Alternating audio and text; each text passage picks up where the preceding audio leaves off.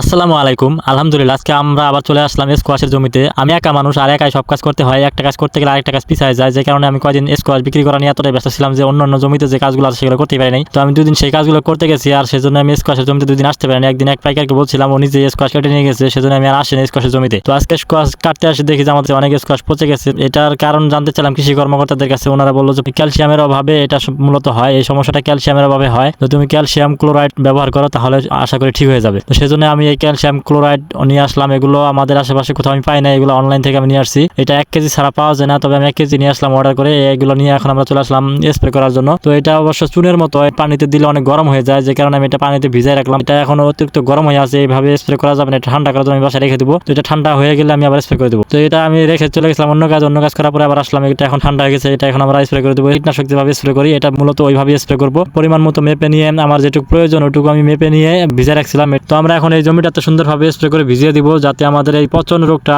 দ্রুত ভালো হয়ে যায়। অনেকে আমাকে কমেন্ট করছে যে পচন রোগ হলে কি ব্যবহার করবো। তাদের উদ্দেশ্যে বলবো যে আপনারাও এই ক্যালসিয়াম ক্লোরাইড ব্যবহার করতে পারেন। তো আপনারা দোয়া করবেন এই স্কোয়াশের জমিটা যাতে আমার দ্রুত ভালো হয়ে যায়, ইনশাআল্লাহ।